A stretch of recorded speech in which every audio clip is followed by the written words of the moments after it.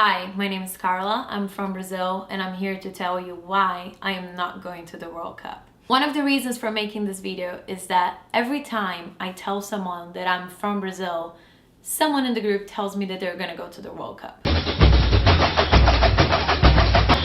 So we went to the streets and we asked people here in the US what came to their minds when they thought about Brazil. The girls, Ronaldo, soccer first, lots of partying, lots of dancing. Hot. But here's when it gets serious. The World Cup is gonna add up to about $30 billion. That's more than the last 3 World Cups added together. They added up to about 25 billion.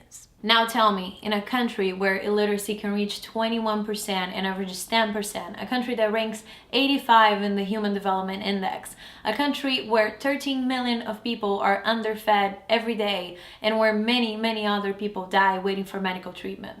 Does that country need more stadiums? Sou médica, tô revoltada, tô sozinha nessa porcaria aqui!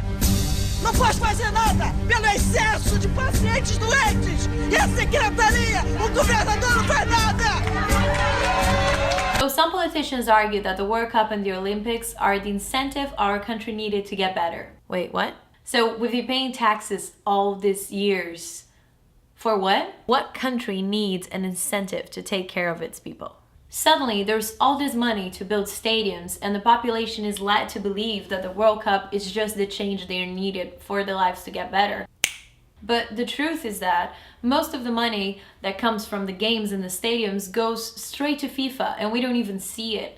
And the money that comes from tourists and investors goes straight to the hands of those people that already have money.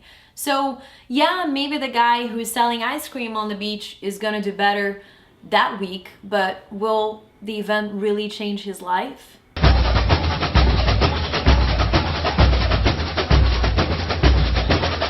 There's more. The UPPs, the pacifying police units, are now going into the favelas and taking the gangs away.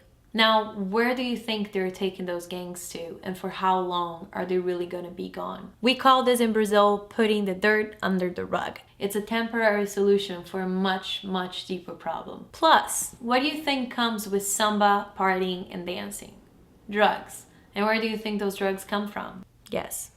The gangs can quite never be away. There's more. A lot of people are being kicked out of their houses to give space to the Olympics and to the World Cup. Against their will. Their houses are just being marked every day and destroyed. That's how it's working. They're given no safety, no money, no security whatsoever. They're just kicked out. Native Indians were also kicked out of what used to be the center of historical native culture and their homes. They tried to protest against it, but were thoroughly hurt by police officers with bombs, pepper sprays, and all sorts of things. Now, the Native Center will be transformed into the Museum of the Olympic Committee. What kind of democracy is this? Now, don't get me wrong. I think the World Cup and the Olympics are great events, but they're not what our country needs right now. Look at the other nations that hosted the World Cup. Look at the costs of maintaining what we built. Millions per month with our public money. We do not need stadiums. We need education. We do not need Brazil to look better for the world. We need our people to have food and health. We do not need more parties.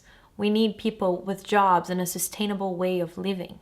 It is proven by all the billions we're now spending that we have more than enough money to change the situation. Or that at least we had it until the World Cup and the Olympics. I don't know what this video can do at this point. Maybe you will know, maybe someone will know, but I do know that the information needs to get out there, and there are not enough videos, there's not enough information out there. And it's time that we start thinking about our priorities and about what's important. So I hope you like this video, I hope you share it, and if you want more information about it, there's a bunch of links down here, great projects about the same theme. So please share, and thank you for watching.